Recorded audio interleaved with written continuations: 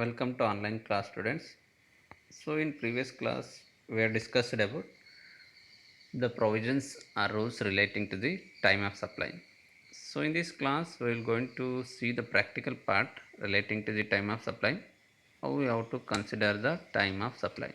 So ಇಲ್ಲಿ basically time of ಸಪ್ಲೈಯಲ್ಲಿ ಯಾವ ಡೇಟನ್ನು tax collection ಮಾಡಲಿಕ್ಕೆ ಕನ್ಸಿಡರ್ ಮಾಡಿದೆ ಅಂತ, ಯಾವ ಟೈಮನ್ನು ನಾವು ಡಿಫ್ರೆಂಟ್ ಟೈಮ್ಸ್ ಇರ್ತವೆ. ಸೊ ನಾವು ಇಲ್ಲಿ ನಾವು ಪ್ರೀವಿಯಸ್ ಡಿಸ್ಕಷನ್ ಮಾಡಿದಾಗೆ ಡೇಟ್ ಆಫ್ ಇನ್ವಾಯ್ಸ್ ಇರ್ಬೋದು, date of payment of received ಇರ್ಬೋದು, ಡ್ಯೂ ಡೇಟ್ ಆಫ್ ರಿಟರ್ನ್ಸ್ ಇರ್ಬೋದು. ಸೊ ಹಾಗೆ ಬೇರೆ ಬೇರೆ ಡೇಟ್ ಇರ್ತದೆ, ಅಥವಾ ಪೇಮೆಂಟ್ ರಿಸೀವ್ಡ್ ಡೇಟ್ ಇರ್ಬೋದು, ಬೇರೆ ಬೇರೆ ಡೇಟ್ ಇರ್ತದೆ. ಅದರಲ್ಲಿ ಯಾವ ಡೇಟಿಯನ್ನು ನಾವು ಟೈಮ್ ಆಫ್ ಸಪ್ಲೈ ಅಂತ ಕನ್ಸಿಡರ್ ಮಾಡಬೇಕು ಅಂತ ದ ಬಿಗ್ಗೆಸ್ಟ್ ಚಾಲೆಂಜ್ ಅದು. ಸೊ ಅದಕ್ಕೆ ಜಿ ಎಸ್ ಟಿ ಅಂಡರ್ಲಿ ಕ್ಲಿಯರ್ ಆಗಿ ರೂಲ್ಸ್ ಆ್ಯಂಡ್ ರೆಗ್ಯುಲೇಷನನ್ನು ಮಾಡಿದ್ದಾರೆ. ಸೊ ಇನ್ ಪ್ರೀವಿಯಸ್ ಕ್ಲಾಸಲ್ಲಿ ನಾವು ಡಿಸ್ಕಸ್ ಮಾಡಿದ್ದೇವೆ relating to that. So that sees that ಗೂಡ್ಸಿಗೆ ಆದರೆ ಬೇರೆ ರೂಲ್ಸ್ ಅಪ್ಲಿಕೇಬಲ್ ಆಗ್ತದೆ, ಅದೇ ಏನಾದರೂ ಸರ್ವೀಸಸ್ಸಿಗಾದರೆ ಬೇರೆ ರೂಲ್ಸ್ ಅಪ್ಲಿಕೇಬಲ್ ಆಗ್ತದೆ. ಸೊ ನಾವು ಇವತ್ತು ಪ್ರಾಬ್ಲಮಲ್ಲಿ ಗೂಡ್ಸ್ ರಿಲೇಟೆಡ್ ಆದಂಥ ನೋಡ್ತಾ ಹೋಗುವ. ಸೊ ನೀವು ಕೇಳ್ಬೋದು, ಹೇಗೆ ಕೊಟ್ಟಿರ್ತಾರೆ ಕ್ವಶನಲ್ಲಿ, ಸೊ ಇದು ಗೂಡ್ಸ್ ಆರ್ ಸರ್ವೀಸಸ್ ಅಂತ. So based on the question you have to decide what is the rules you have to applicable. So general rules you have to remember here: date of issue of invoice or due date of invoice, issue of invoice or payment received ಯಾವುದು earliest ಆಗಿರ್ತದೆ ಅದನ್ನು ನಾವು time of supply ಅಂತ consider ಮಾಡಬೇಕು. So in other words you can say that, very ಸಿಂಪಲ್ಲಾಗಿ ಹೇಳ್ಬೇಕಂತ ಹೇಳಿದರೆ, ಯಾವುದು ಅರ್ಲಿಯೆಸ್ಟ್ ಡೇಟ್ ಇರ್ತದೋ ಅದನ್ನು ನಾವೇನಂತ ಕನ್ಸಿಡರ್ ಮಾಡಬೇಕು, ಟೈಮ್ ಆಫ್ ಸಪ್ಲೈ ಅಂತ. ಸೊ ಎಲ್ಲ ಡೇಟನ್ನು ಕಂಪೇರ್ ಮಾಡಬೇಕು, ಯಾವ ಡೇಟ್ ಅರ್ಲಿಯೆಸ್ಟ್ ಆಗಿರ್ತದೋ ಅದನ್ನು ನಾವು ಟೈಮ್ ಆಫ್ ಸಪ್ಲೈ ಅಂತ ಕನ್ಸಿಡರ್ ಮಾಡಬೇಕು. So that's very simple. ಗೂಡ್ಸನ್ನು ಐಡೆಂಟಿಫೈ ಮಾಡಲಿಕ್ಕೆ, ಟೈಮ್ ಆಫ್ ಸಪ್ಲೈ ಐಡೆಂಟಿಫೈ ಮಾಡಲಿಕ್ಕೆ ತುಂಬ ಕಾಂಪ್ಲಿಕೇಶನ್ ವಿಷಯ ಏನಿಲ್ಲ. ಕೊಟ್ಟಿರುವ ಡೇಟನ್ನೆಲ್ಲ ಕಂಪೇರ್ ಮಾಡಬೇಕು, ಯಾವುದು ಅರ್ಲಿಯೆಸ್ಟ್ ಆಗಿರ್ತದೆ ಅಂದರೆ ಯಾವುದು ಬೇಗ ಆಗಿರ್ತದೆ ಅದನ್ನು ನಾವು ಟೈಮ್ ಆಫ್ ಸಪ್ಲೈ ಅಂತ ಕನ್ಸಿಡರ್ ಮಾಡಿದರೆ ಆಯಿತು. So come to the question now. Determine the time of supply of goods in the following independent situation as per the GST law. Given brief reason for your conclusion. So actually this is ICME Inter June 2019 ಬಂದದ್ದು. So very simple question. So given the question over here, you can see, just a minute, you can see now, serial number, date of removal of goods, date of receipt of goods by the buyer, date of issue of tax invoice, then date of credit of the payment in the supplier book of accounts, then date of credit of payment in the supplier bank account. So ಇಷ್ಟು ಡೇಟ್ಸನ್ನು ಕೊಟ್ಟಿದ್ದಾರೆ, different ಡೇಟ್ಸನ್ನು ಕೊಟ್ಟಿದ್ದಾರೆ. So ಗೂಡ್ಸಲ್ಲಿ very simple ಅಂತ ಹೇಳಿದರೆ, ನೀವೇನು ಮಾಡಬೇಕು, ಇಲ್ಲಿ ಕೊಟ್ಟಿರುವಂಥ ಎಲ್ಲ ಡೇಟನ್ನು ನೋಡಬೇಕು, ಯಾವುದು ಅರ್ಲಿಯೆಸ್ಟ್ ಇದೆ ಅದನ್ನು ಫಸ್ಟ್ ಐಡೆಂಟಿಫೈ ಮಾಡಬೇಕು. So for example case number 1ಅಲ್ಲಿ ನೋಡಿದರೆ 4th ಜನವರಿ ಉಂಟು, 5th ಜನವರಿ ಉಂಟು, 4th ಜನವರಿ ಉಂಟು, ದೆನ್ ಅಗೇನ್ 5th ಜನವರಿ, ದೆನ್ ಅಗೇನ್ 6th ಜನವರಿ ಇದೆ. ಸೊ ಎರಡು ಡೇಟ್ ಈಗ ಅರ್ಲಿಯೆಸ್ಟ್ ಆಗಿದೆ, ಯಾವುದು 4th ಜನವರಿ ಮತ್ತು 4th ಜನವರಿ. ಅಂದರೆ date of removal of goods ಮತ್ತು ಡೇಟ್ ಆಫ್ ಇಶ್ಯೂ ಆಫ್ ಇನ್ವಾಯ್ಸನ್ನು ಅರ್ಲಿಯೆಸ್ಟ್ ಆಗಿದೆ. ಸೊ ಅದು ಎರಡರಲ್ಲಿ ಈಗ ಯಾವುದು ಕನ್ಸಿಡರ್ ಮಾಡಬೇಕು ಅಂತ question. So the rules clearly says that date of issue of invoice or due date of issue of invoice ಅಂತ. So actually date of issue of invoice, removal of goods ಯಾವಾಗ ಆಗ್ತದೆ ಅವತ್ತೇ ನಾವು ಏನು ಮಾಡಬೇಕು, ಇನ್ವಾಯ್ಸನ್ನು ಇಶ್ಯೂ ಮಾಡಲಿಕ್ಕೆ ಇರ್ತದೆ. ರೂಲ್ಸ್ ಪ್ರಕಾರ when the goods is removed from the factory, ಅವಾಗ ನಾವು ಏನು ಮಾಡಬೇಕು, ಇನ್ವಾಯ್ಸು ಸಹ ಇಶ್ಯೂ ಮಾಡಬೇಕು, ಅಂದರೆ ಟ್ಯಾಕ್ಸು ಸಹ ಇಶ್ಯೂ ಮಾಡಬೇಕು. ಸೊ ಅದು due date of removal of goods ಅಂತ ಕರಿತೇವೆ ಆಗ್ತಿಲ್ಲ. ಸೊ ಇದೆರಡು ಒಂದೇ ದಿವಸ ಬರ್ತದೆ. ಸೊ ಬರದೇ ಇದ್ದರೆ ಏನಾದರೂ ಯಾವ್ದು ಅರ್ಲಿಯೆಸ್ಟ್ ಆಗಿರ್ತೋ ಅದನ್ನು ಕನ್ಸಿಡರ್ ಮಾಡಬೇಕು. ಎರಡೂ ಒಂದೇ ಡೇಟಲ್ಲಿ ಇದ್ದರೆ ಅವಾಗ ಡೇಟ್ ಆಫ್ ಇಶ್ಯೂ ಆಫ್ ಇನ್ವಾಯ್ಸನ್ನು ಸಹ ಟೈಮ್ ಆಫ್ ಸಪ್ಲೈ ಅಂತ ಕನ್ಸಿಡರ್ ಮಾಡಲಿಕ್ಕೆ. ಸೊ ಇಲ್ಲಿ 4th ಜನವರಿ ಅಂತ ಎರಡು ಉಂಟು, ಬಟ್ ಫಸ್ಟ್ ಕೇಸಲ್ಲಿ ನಾವು ಏನು ಕನ್ಸಿಡರ್ ಮಾಡಬೇಕು, ಡೇಟ್ ಆಫ್ ಇಶ್ಯೂ ಆಫ್ ಇನ್ವಾಯ್ಸನ್ನು ಸಹ ನಾವು ಟೈಮ್ ಆಫ್ ಸಪ್ಲೈ ಅಂತ ಕನ್ಸಿಡರ್ ಮಾಡ್ತೇವೆ. Because according to rules, date of issue of invoice and date of removal of goods both same. At that time you have to consider the date of issue of invoice ಅನ್ನೋದೇ time of supply ಅಂತ consider ಮಾಡಬೇಕು. For example, so ಅದೇ ಏನಾದರೂ ಇಲ್ಲಿಗ 3 ಜನವರಿ ಅಂತ ಇದ್ದರೆ ಅವಾಗ time of supply of goods and removal of goods ಅನ್ನೋದೇ ನಾವೇನಂತ ಕನ್ಸಿಡರ್ ಮಾಡಬೇಕಾಗ್ತದೆ, ಟೈಮ್ ಆಫ್ ಸಪ್ಲೈ ಅಂತ ಕನ್ಸಿಡರ್ ಮಾಡಬೇಕು. ಯಾಕೆ? Due date of filing of return. ಇವತ್ತೇ ಥರ್ಡ್ಗೆ ಏನಾದ್ರು ರಿಮೂವಲ್ ಆಫ್ ಗೂಡ್ಸ್ ಮಾಡಿದರೆ ಥರ್ಡಿದ್ದು ಡೇಟಿಗೆ ಇಶ್ಯೂ ಆಫ್ ಇನ್ವಾಯ್ಸ್ ಮಾಡಬೇಕಾಗ್ತದೆ. ಫೋರ್ತಿಗೆ ಆದರೆ ಅವಾಗ ಅದನ್ನು ಟೈಮ್ ಆಫ್ ಸಪ್ಲೈ ಆಗಿರೋದಿಲ್ಲ, ರಿಮೂವಲ್ ಆಫ್ ಗೂಡ್ಸೇ ಆಗಿರ್ತದೆ. So that is the thing you have to remember here. So ಇಲ್ಲಿ ಎರಡು ಟ್ಯಾಲಿ ಆಗಿದೆ, 4th ಜನವರಿ. So date of issue of ಇನ್ವಾಯ್ಸನ್ನು ಸಹ ನಾವು ಟೈಮ್ ಆಫ್ ಸಪ್ಲೈ ಅಂತ ಕನ್ಸಿಡರ್ ಮಾಡ್ತೇವೆ ಫಸ್ಟ್ ಕೇಸಲ್ಲಿ. Coming to the second case, that is again you have to compare all the dates. So 4th January, 3rd January, 5th January, 3rd January, 2nd January. So ಇದರಲ್ಲಿ ಯಾವುದು earliest ಉಂಟು? 2nd January earliest ಇರುವಂಥದ್ದು. So ಅದೇನಾಗುತ್ತೆ, payment credited to the supplier account, supplier bank account ಅಂತ, ಅಂದರೆ payment receive ಮಾಡಿದ date ಅದು. So payment receive ಮಾಡಿದ ಡೇಟನ್ನು ನಾವು ಟೈಮ್ ಆಫ್ ಸಪ್ಲೈ ಅಂತ ಕನ್ಸಿಡರ್ ಮಾಡಬೇಕು. ಸೊ ಇದರಲ್ಲಿ there is no question of considering any other things. Straight away ನೀವು ಪೇಮೆಂಟ್ ರಿಸೀವ್ ಮಾಡಿದ ಡೇಟನ್ನು ಟೈಮ್ ಆಫ್ ಸಪ್ಲೈ ಅಂತಾಗಿ ಕನ್ಸಿಡರ್ ಮಾಡ್ಬೋದು. ಅದು ಅರ್ಲಿಯೆಸ್ಟ್ ಆಗಿದೆ. So next one,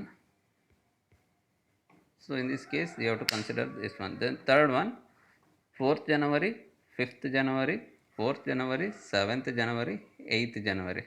So again there are two tallied here. ಎರಡು ಎಂತಾಗಿದೆ, ಟ್ಯಾಲಿ ಆಗಿದೆ. Again date of removal of goods ಮತ್ತು date of issue of invoice ಎರಡೂ ಟ್ಯಾಲಿ ಆಗಿದೆ. ಸೊ ಅಗೇನ್ ನೀವು ಯಾವ್ದು ಕನ್ಸಿಡರ್ ಮಾಡಬೇಕು? ಇಷ್ಟು ಡೇಟ್ ಆಫ್ ಇಶ್ಯೂ ಆಫ್ ಇನ್ವಾಯ್ಸನ್ನೇ ನೀವು ಟೈಮ್ ಆಫ್ ಸಪ್ಲೈ ಅಂತ ಕನ್ಸಿಡರ್ ಮಾಡಬೇಕು. So this is a explanation regarding to the question. So straight away we will come to the solution now. So solution, date of supply whichever is earlier, ಯಾವುದು earliest ಆಗಿರ್ತೋ ಅದನ್ನು consider ಮಾಡಬೇಕು. So date of issue of invoice, last date of issue of invoice, date of which is payment entered in the books of account, then date of which payment credited to the bank account. ಇದರಲ್ಲಿ ಯಾವುದ್ರಲ್ಲಿ earliest ಉಂಟೋ ಅದನ್ನು ನಾವೇನು ಮಾಡಬೇಕಾಗ್ತದೆ, consider ಮಾಡಬೇಕು. So look at that. First ಕೇಸಲ್ಲಿ ಎರಡು tally ಆಗಿದೆ. ಸೊ ಯಾವುದು? Date of removal of goods ಮತ್ತು date of issue of invoice. But according to rules date of issue of ಇನ್ವಾಯ್ಸನ್ನೇ ಕನ್ಸಿಡರ್ ಮಾಡಬೇಕು. ಟ್ಯಾಲಿ ಆದರೆ ಆವಾಗ ಡೇಟ್ ಆಫ್ ಇಶ್ಯೂ ಆಫ್ ಇನ್ವಾಯ್ಸನ್ನೇ ನಾವು ಕನ್ಸಿಡರ್ ಮಾಡಬೇಕು. So next one, case number 2.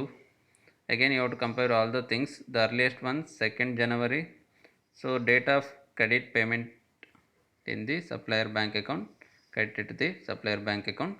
So ಅದನ್ನು time of supply ಅಂತ ಕನ್ಸಿಡರ್ ಮಾಡಬೇಕು. The next one, third one. Again while comparing all the dates, that is again there tallied between the date of removal of goods and tax invoice, issue of tax invoice. So according to rules that when the dates are tallied you have to consider the date of issue of invoice as a time of supply. So in third case also this one. So this is a solution. This is how you have to compare. Very simple. ನೀವು ನೋಡಬೇಕು, ಎಲ್ಲ ಡೇಟನ್ನು compare ಮಾಡಬೇಕು, ಯಾವ್ದು earliest ಇರ್ತದೋ ಅವಾಗ ಅದನ್ನು consider ಮಾಡಬೇಕು. Earliest ಇಲ್ಲದ ಯಾವುದಾದ್ರು ಟ್ಯಾಲಿ ಆದರೆ ಅವಾಗ ಡೇಟ್ ಆಫ್ ಇಶ್ಯೂ ಆಫ್ ಇನ್ವಾಯ್ಸನ್ನು ನೀವೇನು ಮಾಡಬೇಕು, ಟೈಮ್ ಆಫ್ ಸಪ್ಲೈ ಅಂತ ಕನ್ಸಿಡರ್ ಮಾಡಬೇಕು. So that one. Come to the next question. So this is 2018 question paper, BCom ಗೆ ಬಂದಂಥದ್ದು, ಮ್ಯಾಂಗ್ಳೂರ್ ಯೂನಿವರ್ಸಿಟಿಗೆ ಬಂದದ್ದು 2018 question paper. So look at that.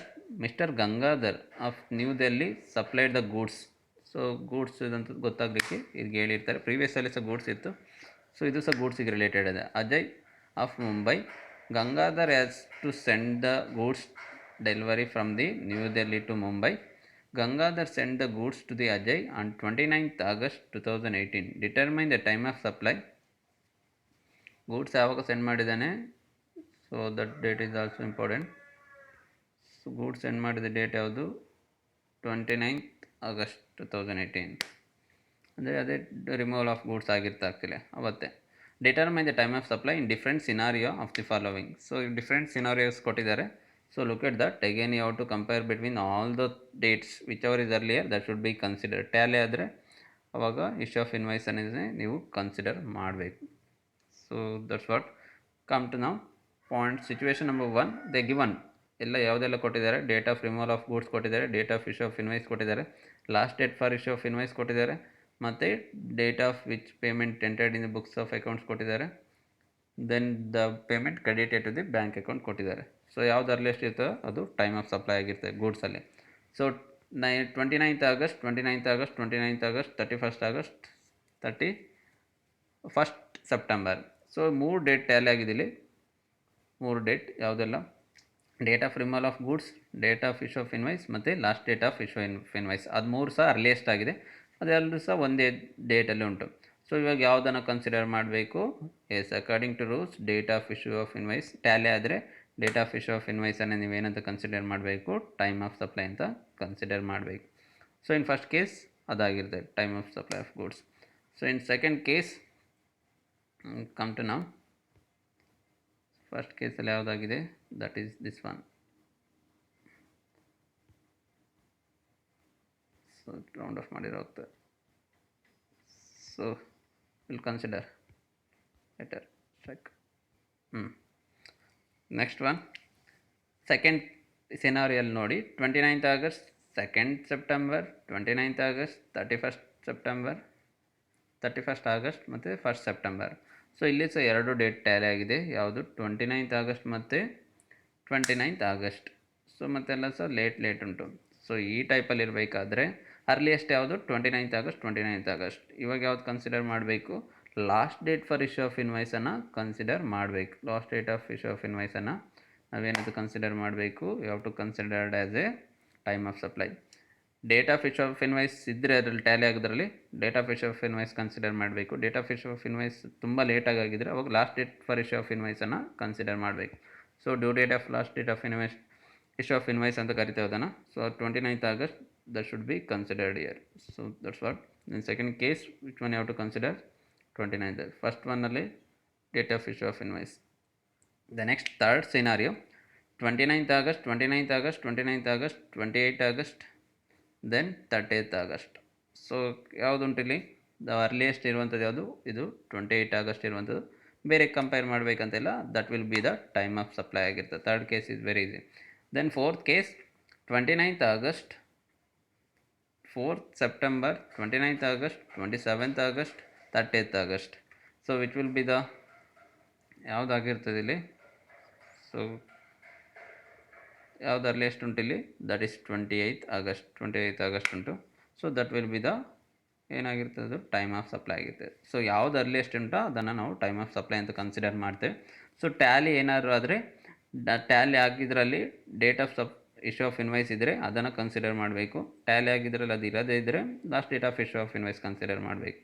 So that is the thing you have to be considered here. So that's what answer is the first one. 29th August, date of issue of invoice will be considered as a time of supply. Second case, 29th August, last date for the issue of invoice will be considered as a time of supply.